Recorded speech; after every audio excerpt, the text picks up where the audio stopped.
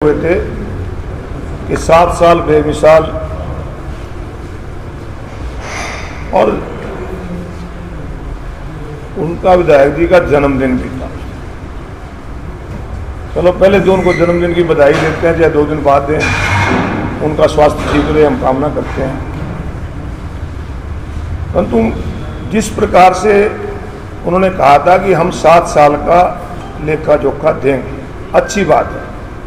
हर चुने हुए नुमाइंदे को अपनी जहां उपलब्धियां बतानी चाहिए, दूसरा पक्ष भी रखना चाहिए। क्षेत्र को बहुत ऊपर ले जाने का काम किया।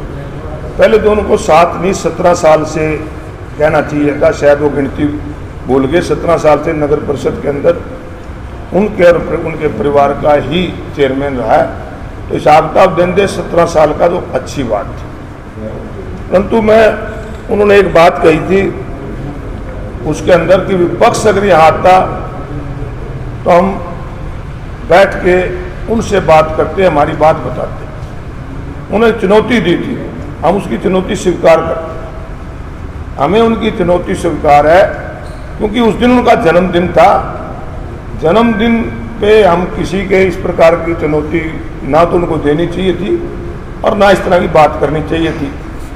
उनकी चुनौती स्वीकार है। जिस दिन उनका स्वास्थ्य ठीक हो जाए, किसी भी पब्लिक प्लेस पे हमें बुला लें, आपको बुला लें, हम हर उनके सवाल का जवाब देंगे। और आज भी हम कुछ उनसे सवाल पूछेंगे जो उन्होंने वहाँ नहीं उनके जवाब दिए, उनके जवाब उनको देने चाहिए। आना चाहिए था कि 7 साल में धनेश्वर विधानसभा क्षेत्र के कितने बच्चों को रोजगार दिया, कितने यूनिवर्सिटी में लगे, कितने दूसरे डिपार्टमेंट में लगे। अगर अलग अलग डिपार्टमेंट की उन्होंने पिक्चर दिखाई थी तो अलग अलग डिपार्टमेंट के रोजगार भी उनको बताने चाहिए थे कि हम इन बच्चों को रोजगार दिया। आज बेरोजगारी में जहां हरियाणा प्रदेश देश में नंबर 1 पे चला गया, अगर हम कुरुक्षेत्र की बात करेंगे, कहते तो थे इसको शिक्षा का हब बनाएंगे, पर ये आईलेट का हब बन गया। कोई रोजगार है नहीं। आज ऐसे हालात हो गए, माँ बाप का कल्ला बेटा, माँ बाप बूढ़े हैं, बीमार हैं, आज रोजगार उसको मिल नहीं रहा। बूढ़े माँ बाप को कल्ला छोड़ के भी बेटा बाहर जा रहा है क्योंकि रोजगार नहीं। तो इसकी भी बतानी चाहिए थी कि आज क्या हालात हो रहे हैं। यह है कि लड़कियां तक भी आज बाहर जाने पे मजबूर हैं क्योंकि यहाँ पे रोजगार नहीं, तो रोजगार की बात भी बतानी चाहिए थी। दूसरी, उनको ये भी बताना चाहिए था वहां कि महंगाई कितनी बड़ी है। आज मुख्यमंत्री आओ आपका स्वागत है। महंगाई कितनी बड़ी है।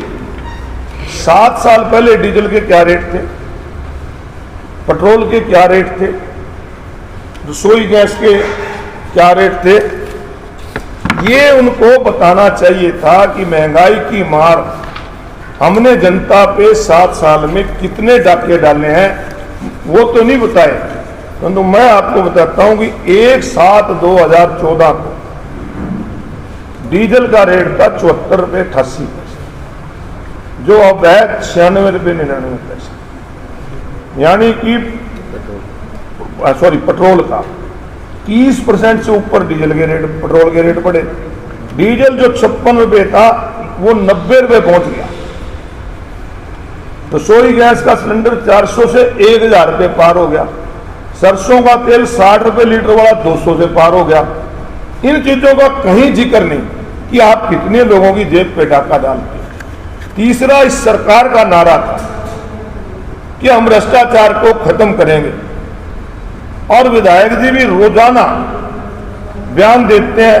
परसों मैं आपके द्वारा लिखा एक बयान पढ़ रहा था, वो कह रहे थे कि मैंने अधिकारियों को आदेश दिए कि आप दलालों के खिलाफ FIR करो। बड़ी हैरानी की बात है, जिनकी वो दलाली करते हैं उन्हीं को कहते हैं कि तुम इनके खिलाफ FIR करो। दलाली तो उन्हीं की करते हैं। कितना बुरा हाल इस नगर परिषद का है। आप इस बात से अंदाजा लगा लो कि हाउस टैक्स की जो रसीद बुक होती है, वो रसीद बुक ही बुक होगी, पता नहीं कितने पैसे आए गए पने चले गए। और इनकी वर्कर बन के ईओ की स्टैंप लगा के वो लोगों से पैसे लेती रही और आज तक वो पता ही नहीं लगा वो कौन लेडी थी, उसके खिलाफ क्या एफआईआर होगी क्या नहीं होगी। तो ये तो इस दिन के भ्रष्टाचार का हाल है। आप देखते हो भ्रष्टाचार इतना यहाँ पर फैला हुआ है। अगर स्टेट लेवल की बात करें तो एचपीएससी के दफ्तर में पैसे पकड़े की सीमाएं इन्होंने लांघ दी। और अभी रिसेंटली इनके एक ठेकेदार ने, जो इनका खास है, अब भी जाओगे तो शहर में उसके बोर्ड लगे पाएंगे, और गोल्डी के बोर्ड लगे 7 साल बेमिसाल में, और वो स्वयं कह रहा था कि 5 लाख का टेंडर 1 करोड़ में चला गया, उसके खिलाफ भी कोई कार्रवाई नहीं हुई, उल्टे उससे बोर्ड लगा लिए, शायद कोई सेटिंग होगी। तो किस प्रकार का क्या जवाब दे रहे थे लोगों को? क्या बेमिसाल है 7 साल। 7 साल में इन्होंने एक शब्द अच्छा लिखा है, बेमिसाल। 7 साल बेमिसाल। पहली बार जिंदगी में विधायक ने सच बोला है, वो ये है कि 7 साल में एक सड़क नहीं बनी, इससे बड़ी मिसाल हो सकती है।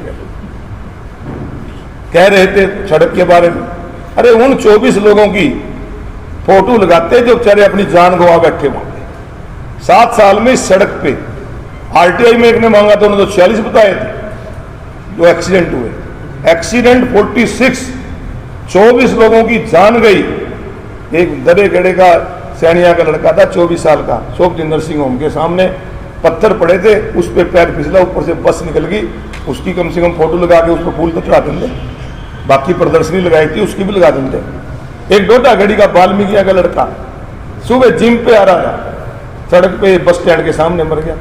खेड़ी मारकंडा का लड़का बनिया समाज का, अग्रवाल समाज के था, उनका मर गया। किस चीज का बेमिसाल। आज भी अपने अपने मोबाइल पे चेक कर लो, कुरुक्षेत्र का पोल्यूशन लेवल, एयर पोल्यूशन की हवा वेरी पुअर है। 315 थी सुबह और 31 तारीख को 454 थी, इंडिया में सबसे ज्यादा। आज दिल्ली में जहां इंडस्ट्री है, इतना ट्रैफिक है, वहां तो 200 है और अपने यहां 315 है। कारण सिर्फ ये है कि ये धूल उड़ रही है। अभी मैं आपको तो वीडियो दिखा दूं जो ये बेमिसाल कहते हैं, सेक्टर 3 और 4 का डिवाइडर जाके देखिए कितनी मिट्टी उड़ रही है। ये थर्ड गेट से लेकर छोटे स्टेशन तक इन्होंने कुछ पार्ट 2-3 साल तो उन्होंने संताप झेला, उनको कुछ उम्मीद हुई थी, वो वहां पर सड़क बनी। अब जाके देख लो सीवरेज पानी का नाम, कितनी मिट्टी वहां पे उड़ रही है। ये पलवल वाली सड़क है, उसके ऊपर देख लो कितनी मिट्टी उड़ रही है। इतने भ्रष्टाचार है। किसी का एक मकान बन रहा ना छोटा सा, उसके अंदर कोई रसोई एक्स्ट्रा बना हुआ है, उसका कह देते थे नक्शा पास कराया कि नहीं कराया। यूकेडीबी रोड पर शोरूम कट रहे हैं, इनके देख लो ना नक्शे पास है कि नहीं है।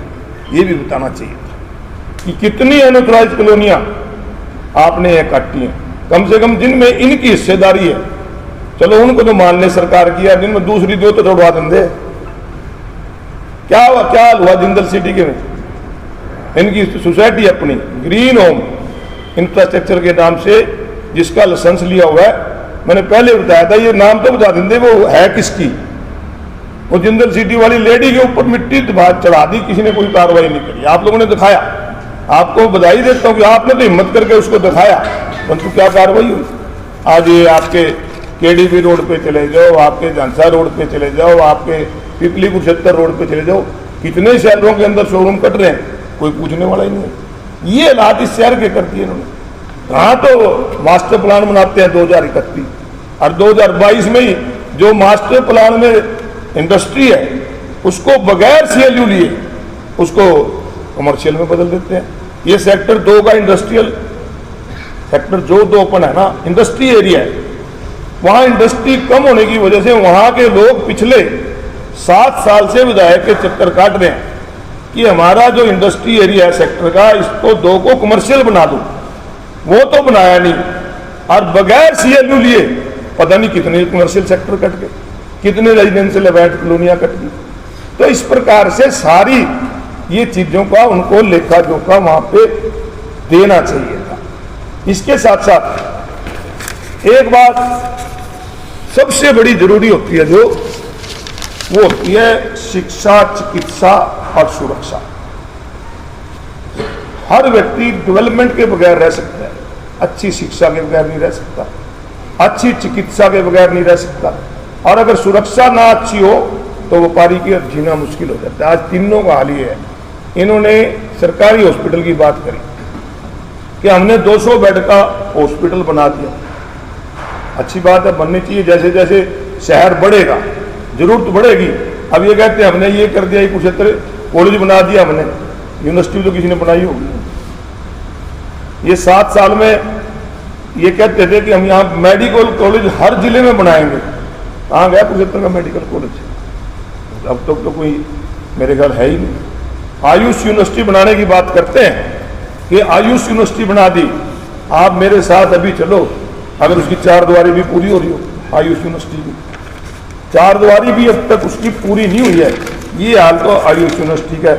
और आयुष यूनिवर्सिटी जो है वो खाली आयुर्वेदिक के लिए नहीं है।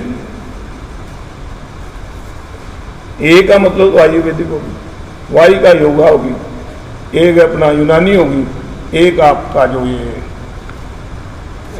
होम्योपैथी। तो 4 होनी चाहिए थी। आयुर्वेदिक कॉलेज तो यहाँ पहले ही था, यूनिवर्सिटी बनी है, कम से कम वो बाकी तीनों के कोर्स भी तो आने चाहिए थे। अब तक कोई कोर्स ही नहीं आया वहां पर। इस अस्पताल का यह हाल है। 200 बेड का हॉस्पिटल की चिट्ठी तो आ गई, आपकी अखबारों में रोज कई बार छपा है कि एक बेड पे 2 मरीज पड़े हैं, 72 बेड है, 144-46 मरीज पड़े हैं। वाराणसी अच्छी का आज अखबार में लगा हुआ है कि रात को 4th क्लास के सारे चल रही है। तो ये चीजें सारी आपके सामने है। शिक्षा की बात करें, आज स्कूलों में मास्टर नहीं। सरकारी स्कूलों में कहते हैं जाओ, जब टीचर ही नहीं है तो सरकारी स्कूलों में जाएगा तो। प्राइवेट को बढ़ावा देते हैं कि प्राइवेट में इनकी हिस्सेदारियां होती है, उनको बढ़ावा देगी, उनको करने का काम करते हैं। और सुरक्षा की ये हालत है कि ATM उखाड़ के ले जाते हैं। बहुत लोग हमारे कुरुक्षेत्र के अंदर आज ऐसे हैं जिनको पुलिस ने सुरक्षा देनी पड़ी है, उनसे लोग फिरौतियां मांग रहे हैं। इस प्रकार के हालात आज हमारे शहर के हो गए हैं। तो मेरी तो आज आपके माध्यम से जो बातें रखी, इनका भी जवाब दें। कहाँ गया वो पिंक सिटी कि पिंक सिटी बनाएंगे? कहाँ गया वो 7 साल से रोजाना कह रहे थे बाईपास निकलेगा यहाँ। रोजाना 3 साल के बजट में, 3 साल का जो बजट सेशन होता है, विधायक जी ने वहां पर यह कहा कि बाईपास मंजूर हो गया। कहाँ है आज? मैंने पहले भी बताया था, वो बाईपास मंजूर नहीं हुआ है। बाईपास एक सेंट्रल गवर्नमेंट ने 1-2 स्कीमें बनाई हुई हैं कि जो सड़कें हैं उनका एक प्रोजेक्ट जो है 1600 करोड़ लगाए, वो तो कहाँ लगे, शायद जो तनख्वाह के पैसे कर्मचारियों के दिए हैं ना, वो भी बीच में जोड़ दिए। क्योंकि बजट का जो स्टेट बजट है उसका 32% तो तनख्वाह में जाता है, 32% जाता है रीपेमेंट, लोन और इंटरेस्ट में। शायद वो सारे जोड़ के इन्होंने बता दिए, परंतु वो लगे भी हों, किसी पे एहसान नहीं है। ये हर जनप्रतिनिधि की एक जिम्मेवारी होती है कि जनता ने उन्हें चुना है तो वो करे। ये किसी पे एहसान नहीं किया जो इन्होंने किया है, परंतु कोई नया नहीं। जब 2005 में मैं मिनिस्टर से हटा था कि कुरुक्षेत्र का पोल्यूशन लेवल बढ़ गया, कुरुक्षेत्र में सड़कें नहीं पड़ी, कुरुक्षेत्र में लोग एक्सीडेंट से मरे हैं, इनका जवाब इनको देना चाहिए। और चिकित्सा ये नेसेसिटी है, ये किसी पे एहसान नहीं, ये सरकारों की जिम्मेवारी है। परंतु आज उस जिम्मेवारी का एहसास ये है कि वारणा के अंदर रात को कोई डॉक्टर नहीं होता। अब इमरजेंसी लगी हुई है, इमरजेंसी तो वहाँ है, अगर कोई डॉक्टर नहीं होगा, अगर कोई डॉक्टर का स्टाफ नहीं होगा, स्टाफ नर्स नहीं होगी, तो फिर उस इमरजेंसी का क्या करेंगे? फिर कुछ लेना